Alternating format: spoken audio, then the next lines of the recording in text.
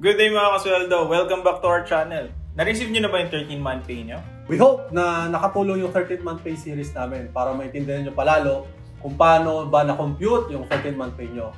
And on this video, kinumpile namin yung commonly asked questions and sasagutin natin lahat yan ngayon. Pero bago ang lahat, Brad, sino ba muna tayo? Bakit bigla na lang tayo gumawa ng YouTube channel tapos topic natin payrolls? Okay, so kami ang PPC or Philippine Payroll Consultant. So by profession, kami ay nag-implement ng payroll solution sa mga kumpanya. In our 14 years of experience, nakapag-implement na kami ng payroll solution sa iba't ibang companies like BPO, hospitals, malls, manufacturing, logistics, and marami pang iba. Actually, halos nalibot na nga namin yung buong Pilipinas sa pag-implement ng payroll solutions. Given that, so may mga company policies kasi at mga government rules na hindi na-explain na maayos sa mga empleyado. At yun yung purpose ng channel namin. Ang goal namin dito ay ma-explain na maayos sa inyo or ma-fill up yung gap para lahat na nakikita nyo sa payslip nyo ay naiintindihan ninyo. So yun nga, start na tayo sa 13th month pay Q&A. Okay?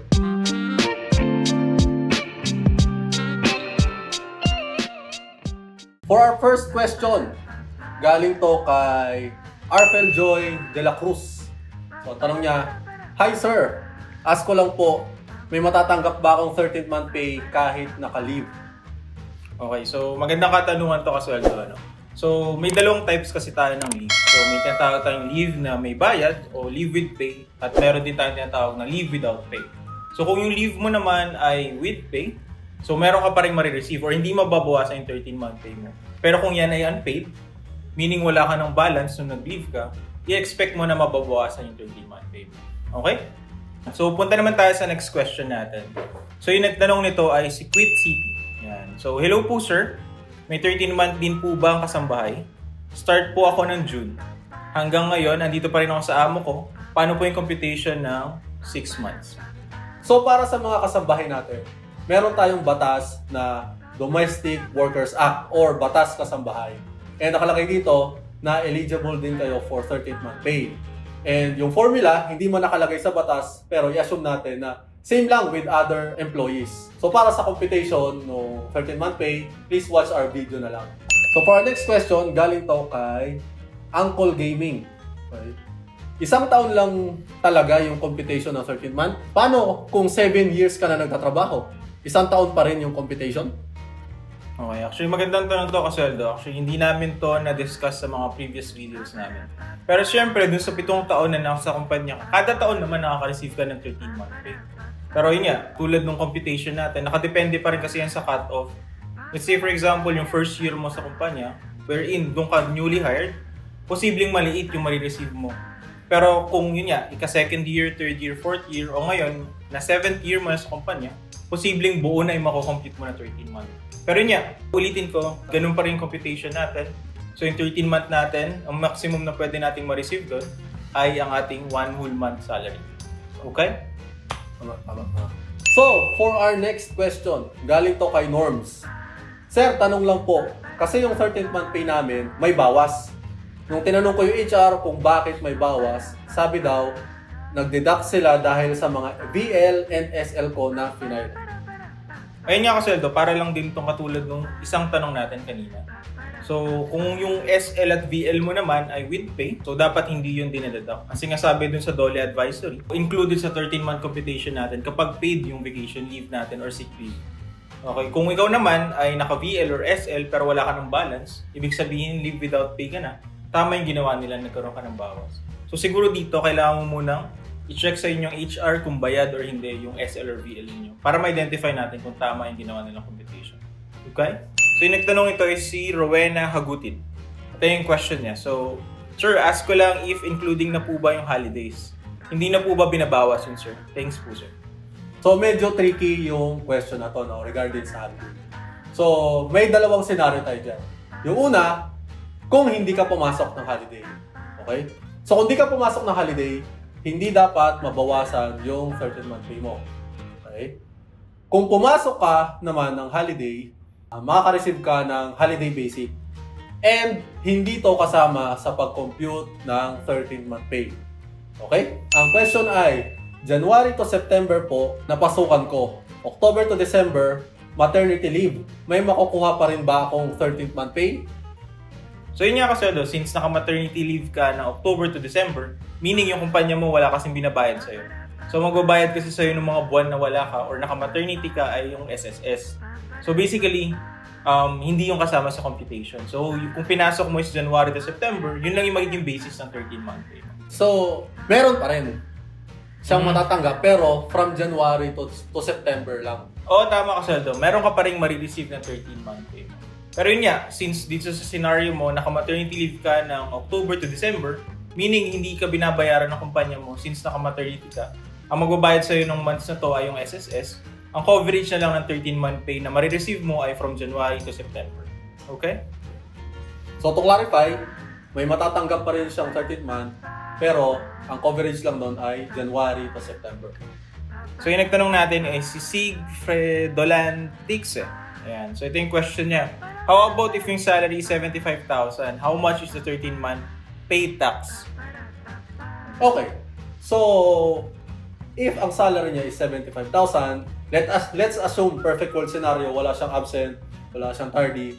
Yung marireceive niyang 13th month pay doon ay 75,000 din. So, since na yung 75,000 ay below 90,000 pesos tax-free, ibig sabihin, walang dapat bayaran na tax si employee. So, for our next question, galing to kay Alvin Lakdan. Okay.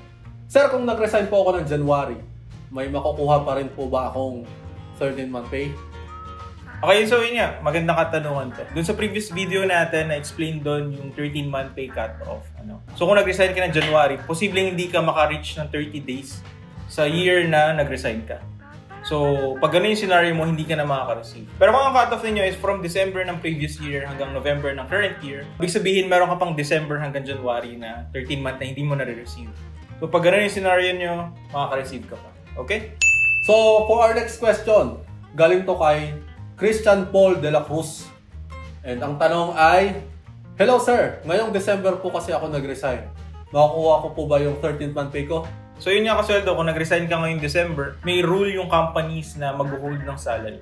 So depende na lang yan kung isang cut-off lang or isang buwan na salary mo i-hold. So yun nga, kadalasan, kapag nagre-resign December, hindi mo marireceive yung 13-month mo nakasabay ng mga regular na empleyado. Marireceive mo na yung 13-month pay mo kapag nakuha mo na yung last pay mo or yung final pay. Okay? So yung nagtanong nito is si Roderick Manso. Ayan. So yung question niya, hello sir, ask ko lang po. Pwede ba include yung 13-month pay sa basic salary? Kasi po, nagtaka ako ng basic salary namin, package sabay na daw. Pwede kaya yun? Ano kaya yung computation nila? Okay, sige. May mga companies na ganyan talaga yung practice. Ang ginagawa nila, instead na mag-release sila ng 13-month pay sa December, yung 13-month pay na yon, hinati-hati na nila kada payroll. Okay? So, pagka ganon, si company hindi na nagre-release ng malaking budget for December. Kasi binigay na nila ng paunti-unti every sahod kila employee. Okay? Pero, dapat well indicated sa payslip mo na nakaka-receive ka nga ng 13-month pay. Kapag sinabi lang nila na nasa basic mo na yon, hindi totoo yan. Okay? Dapat hiwala yon na lalabas sa payslip. Pero pag in-insist ni payroll processor na kasama sa basic yung 13-month pay mo, may mali pa rin doon. Kasi kung below 90,000 yung sahod mo, ibig sabihin, yung paunti-unting 13th month na nare-receive mo, nagko-computan yun ng tax. Yan. Kaya dapat hiwalay talaga yon sa payslip. Okay? So for our next question, galing to kay Salman Balindong. Okay? Ang question niya ay, ano po ang pinagkaiba ng mid-year and 13th month pay? June binibigay nila yung mid-year. December naman yung sa 13th month. Yung computation nila ng 13th month ay May to November divided by 12. So, yun nga kasweldo. So, itong question mo ay related sa 13-month pay cut-off. So, itakal muna natin kung ano yung difference nung tinatawag na mid-year 13-month pay dun sa December 13-month pay. So, basically, ang ginawa lang ng employer mo ay hinati yung release ng 13-month pay mo. So, dun sa release ng June, kalahating taon yun. So, tingin namin, ang cut-off na yun is from December hanggang May. So, kung kukumputin kasi natin, so December, January, February, March, April, May. So, yun yung 6 months ng cut-off mo. Okay, so yung remaining, so yun nga, yung nire-release ng December, yun na yung from June, July, August, September, October, November. So, 6 months din. Okay, so, pero, yun nga, parehas lang yung computation nun. So, total basic earned mo yun divided by 12. So, yung nagtanong nito is si Evangeline Abina. Okay, so ito yung question niya. Sir, good PM po. May ask po ako, kaka-resign ko lang ngayong October 9. At sabi po ng boss ko, wala daw po makukuha 13 month. Dahil nag-resign daw po ako. Tama po ba yun? Wala akong makukuha 13-month pay. 5 years na ako sa company. Evangeline, mali yung sinabi ng employer mo. Dapat may ma-receive ka pa rin 13-month pay. Since na 5 years ka na and nag-resign ka ng October.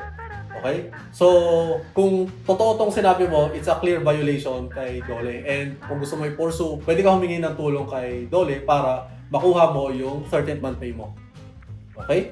Next question tayo, Kasweldo. So, nagtanong ito is si John Henry Acuni. Sir, sana ma-replyan niyo po ako. Pwede po ba nilang kaltasan ng prorated 13-month pay ko? Okay. So, for prorated 13th-month pay, wala namang special na computation dyan na binigay si Dole. So, it's always yung total basic salary mo sa buong cut-off divided by 12. Ngayon, kung meron kang mga absences, tardiness, undertime, leave without pay, sa buong taon or sa buong cut-off ng 13th-month pay, then obviously, yung 13th-month pay mo, magkakaroon din ng mga deductions. For our next question, galing to kay J Spink Gamer. So, tanong niya ay, Sir, tanong ko lang po, bukod sa 13th-month pay, ano pa pwedeng makuha kapag December? Private company kasi ako. Yun nga, Kasweldo. So, hindi naman nakasaad sa Dole na required tayong bigyan ng mga kumpanya natin ng mga iba pang bonuses bukod sa 13-month. Ang sigurado doon, makaka-receive tayo ng 13-month. So, itong katanungan mo nito, maganda itong itanong sa HR ninyo. O kaya kung may employee handbook ka. Kasi usually, nakasaad naman doon sa pinirmahan mo. Kung bukod sa 13-month, meron pa ba silang ibang nire-release pagdating ng December. So, kung in-expect mo, makaka-receive ka ng Christmas bonus, performance bonus, or kung anumang bonuses. Ayan. So, doon yun nakasaad sa pinirmahan mo kontrata. Okay? So, yun na nga mga kasweldo. So, yun yung karamihan sa mga comments na nakuha namin from our comment section. So, kung meron pa kayong mga katanungan or gusto pang malaman, pwede nyo pa rin i-comment yan dito sa baba. Okay? Hanggang sa susunod na video. Paalam! Bye!